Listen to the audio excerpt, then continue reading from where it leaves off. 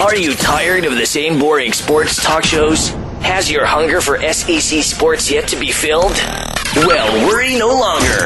You have arrived in the waiting room with Dr. SEC, where the sports talk is unbiased, refreshing, and impossible to duplicate.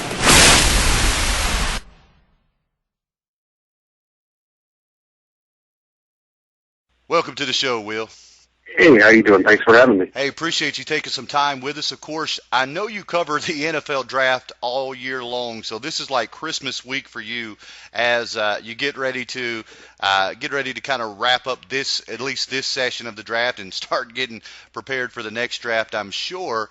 But I want us to kind of look and appreciate you take some time with us at some of these SEC players. And, of course, you've got to start at the very top of the list, and Jadeveon Clowney and Johnny Manziel. And let me just kind of get what is your overall impression of these two guys?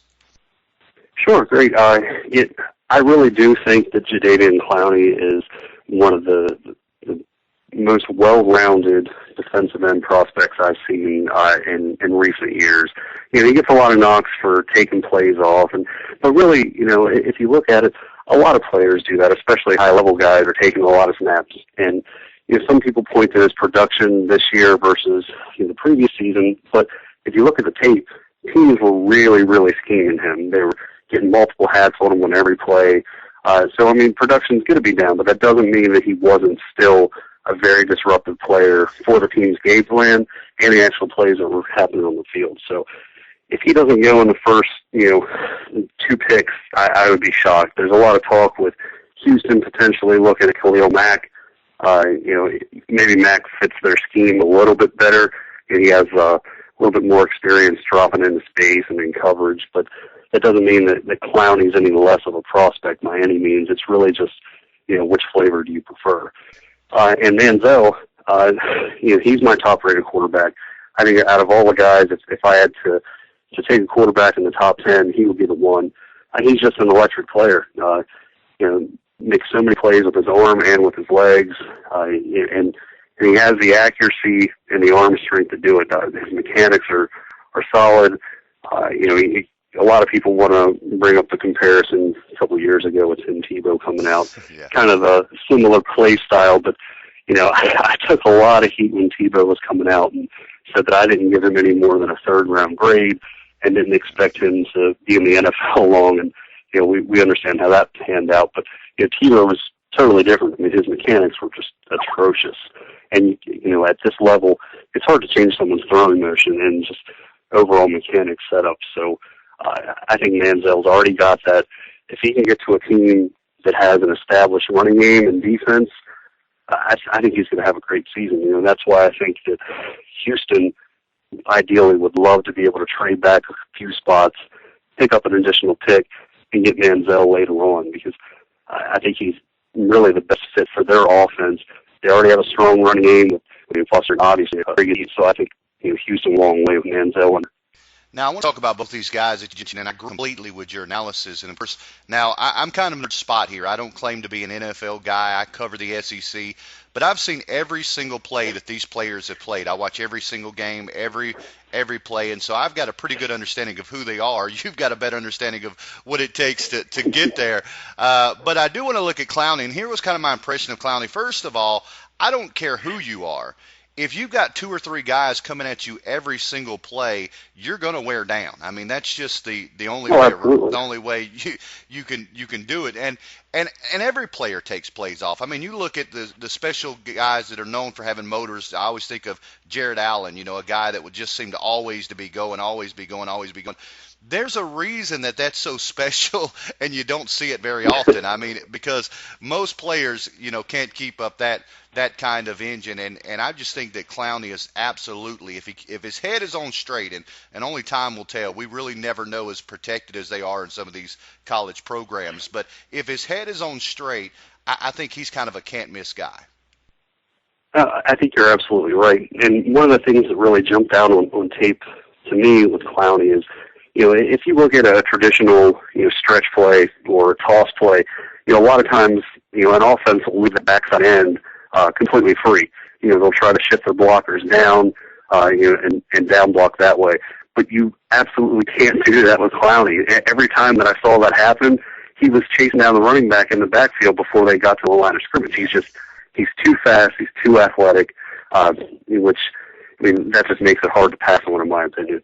Absolutely. Now, looking at Johnny Manziel, I really tried to break this thing open. I think anytime you look at a quarterback, there are going to be things that you don't like. But it seems to me that a lot of the criticisms of Johnny Manziel really aren't very good criticisms. And I just kind of want to get your opinion on this. First of all, I cover Manziel in his career and people down there at Texas A&M, and they've kind of made him out to be this bad guy, kind of this spoiled brat. And there's no doubting that, hey, he's a rich kid that gets to do things that most people don't. But his teammates absolutely love him and would run through a wall for him. And do you think some of the attacks maybe on him as a person have been unfair? Absolutely. I mean, and if you look at some of the things that people point to, I mean, the guy was a kid. I mean, he's a teenager coming into the SEC.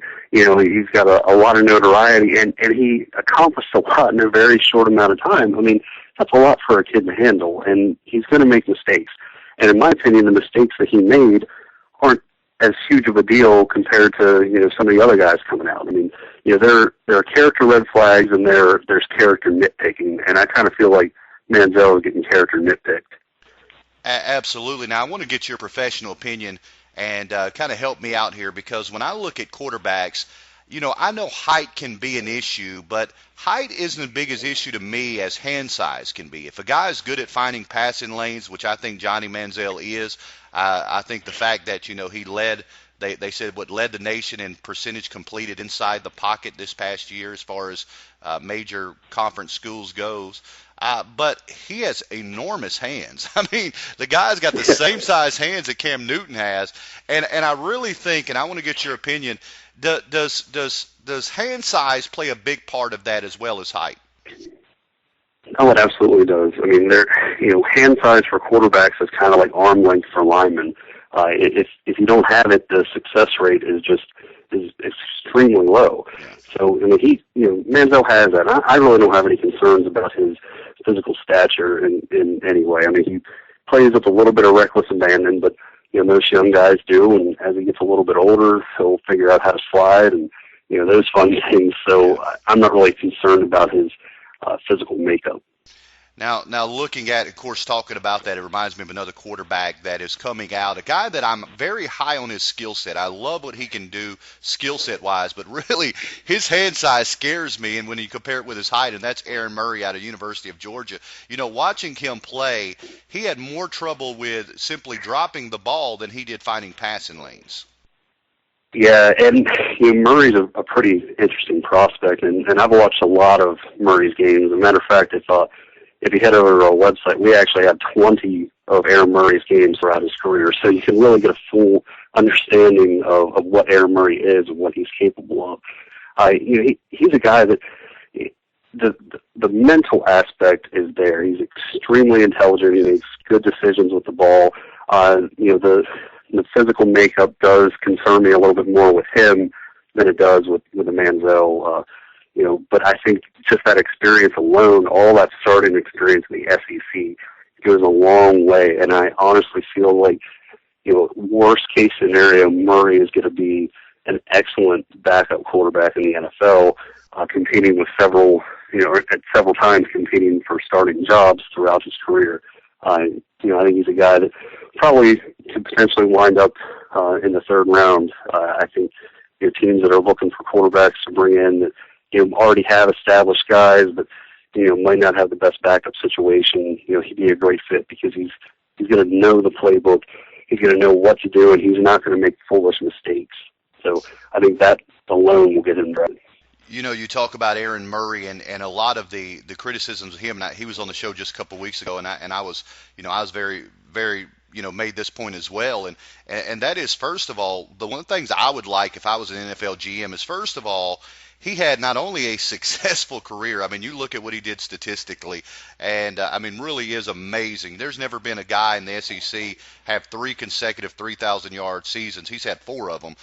So he's unmatched. He's doubled anybody close to him, and that's really amazing. But what the most amazing part to me about his success statistically is the parts that he had around him, because we know Georgia has had a lot of talent, but they went through a drought when around him. I mean, you talk about the running backs he started off with, Richard Samuel, Caleb King, Washaun Ely. I mean, those aren't guys that, that are great guys. I mean, even A.J. Green, that he had his first year, missed the first 4 games of the season and then missed a couple more games with injuries later that year.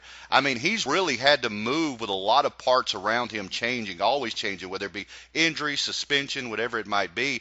And the other thing I love about him, and I want to see how much this plays into when you're evaluating a guy, people don't realize, I think, they haven't watched a lot of games, and obviously with 20 games on there, y'all watch a lot of games of Aaron Murray. but he makes a lot of the calls that Georgia runs, he makes at the line of scrimmage. I mean, he'll line them up, and he'll start calling out and making the alterations. I mean, I'm not going to say it's Peyton Manning-esque, but it really is pretty astounding when you look at the adjustments and how he sees the game and makes adjustments at the line.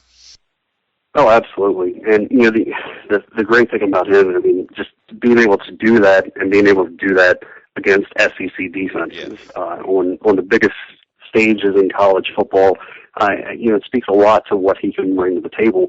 It's just one of those things where if he was, a little bit bigger, he would obviously be in that talk for, first-round quarterbacks. It's just, that physical makeup that's going to knock him down.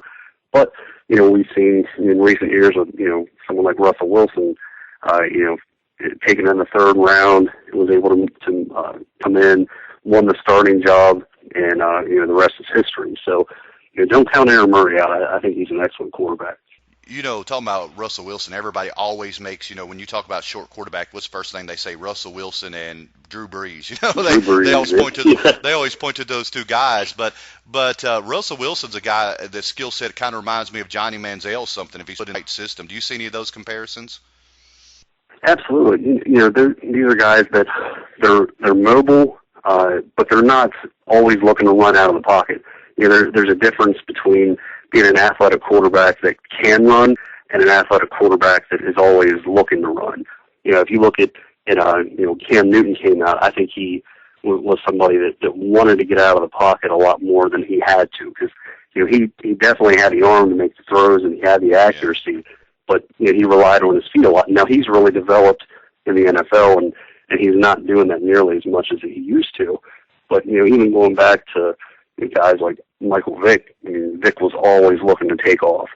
But, someone like Russell Wilson, he can run, he can do it, but he doesn't need to. He wants to extend the play, let his receivers go open, and make the smart decision, and that goes a long way. Absolutely. We're talking once again to Will Spencer with DraftBreakdown.com. Now, I've got a couple more questions. I appreciate you taking so much time with us. I need some help because I'm absolutely in love with one particular wide receiver in the SEC, because I really feel like he is a complete wide receiver, but everybody else is kind of pushing him down their list. You got to help me out here and let me know what I'm missing, because I'm absolutely in love with Jordan Matthews from Vanderbilt University. He's a guy that has put up phenomenal statistics, but look who's been throwing him the football. I mean, no offense to Jordan Rodgers, and I love Austin Carter Samuel. We had him on the show a couple weeks ago. I love those guys, but those aren't, big name quarterbacks. And how many times, you knew where the football was going every time Vanderbilt had a clutch play, and somehow he would jump up between 2 or 3 guys, spin around, make the catch, and make the big play. And I'm absolutely in love with Jordan Matthews' game. I feel like he is a guy that is absolutely underrated by most of the guys putting out their mock drafts and draft previews. What's your opinion on Jordan Matthews? I actually like Jordan Matthews a lot, and I think he's a solid second-round pick, and he might go a little bit earlier than expected. Now, I will say I may have a little bit of a soft spot for Jordan Matthews because during an interview at the Senior Bowl, a media outlet was talking to him about how he prepared for the Senior Bowl, and he specifically mentioned watching draft breakdown footage of cornerbacks that he would face. So I do have a little bit of bias there, but I'll be transparent about it. But at the end of the day, Matthews is just a very complete wide receiver. He can run all the routes. He's not afraid to catch in traffic, and he has great size. And I think if this was a different wide receiver class, you'd be talking about him as a first-round prospect.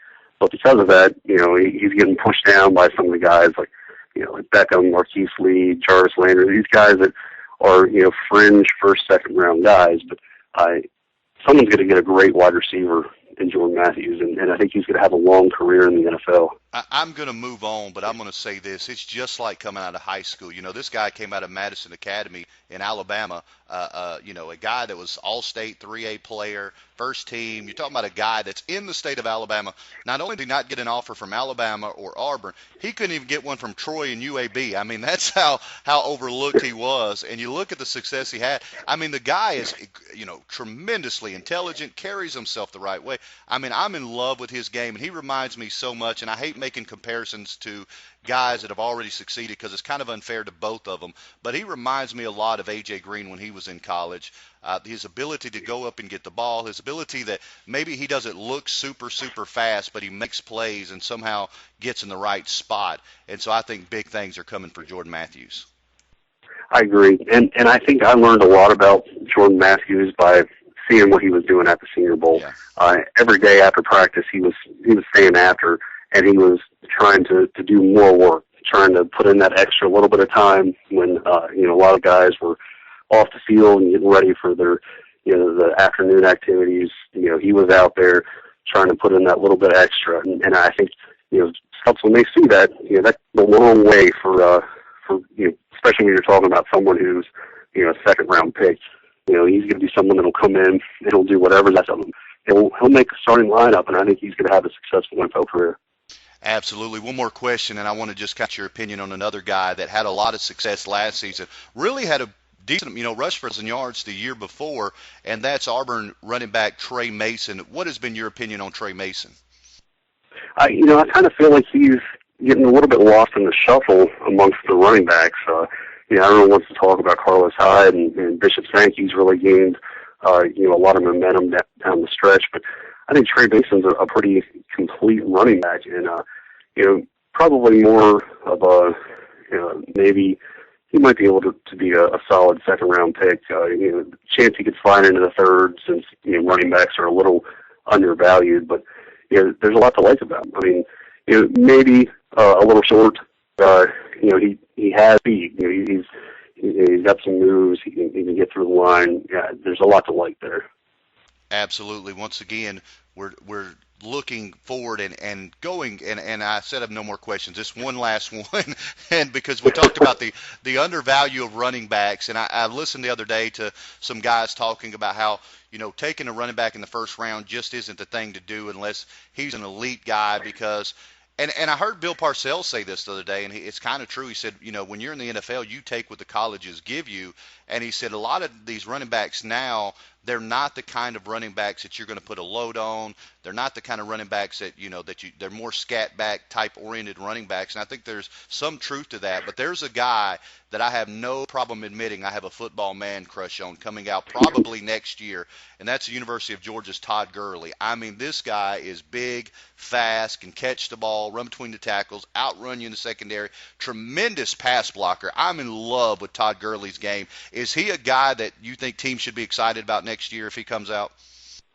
It's rare to see a combination of size and speed like that, especially when so many colleges are going to the more of the spread you out offenses that, they want to get the running back the ball and go on little wheel routes out of the backfield. But, he's someone who can definitely do it all. And, if he continues that kind of production, they're definitely going to be talking about him as potentially one of the first running backs off the board. Absolutely. Once again, we're talking to Will Spencer, draftbreakdown.com. Will, we appreciate you taking some time being with us. Now, can you tell our listeners where they can go to find your website? They can put away the Mel Kiper, the Todd McShay. They can put it all away because everything they need they can find at draftbreakdown.com. Can you tell them a little bit about what y'all do there and how they can get there? Yeah, absolutely. We kind of pride ourselves on being different from every other draft site out there. We're not going to hit you with 1,000 of our own scouting reports. And, we do produce, some scouting reports and some mock drafts. But what we really want to do is we want the draft community, the fan bases, to be knowledgeable. We want you to be able to look at the video and form your own opinion. So we try to give people the tools to do that. And what we do is we can take an entire game, let's use Aaron Murray, for example, We take an entire game from Georgia, and we cut out everything but the snaps Aaron Murray takes. And, most plays, we highlight the player at the beginning of the play so you can identify him on the field. So you're talking about an entire game length down in 7 minutes. So if you try to get a good feel for a player, you can get on there and watch 5 games in 15 minutes, or in 20 minutes, depending on how many snaps they played. But what's great about it is this isn't just a highlight tape. If you go to YouTube and you type in Aaron Murray, you're going to get 10 highlight videos. Well, we don't want that. Highlight videos are obviously skewed. We want you to see the good and the bad and be able to make your own decision. And, it's really caught on. We have a great presence in social media. We're approaching 12,000 Twitter followers. We're very happy about that. The Facebook page is coming a long way. But, we have a great group of users and readers, especially on Twitter, that interact with us on a regular basis. And, we're starting to get a little more national notoriety. You'd be surprised if you look at our list of followers. You'd be surprised you see someone like Chris Mortensen in there.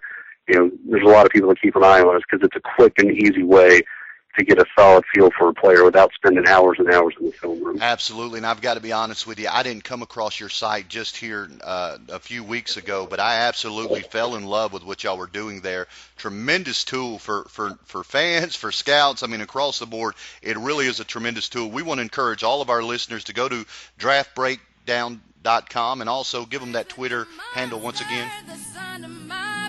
It's at Draft Breakdown. At Draft Breakdown. Once again, we appreciate you taking some time and being with us, Will. Absolutely. Thanks for having me.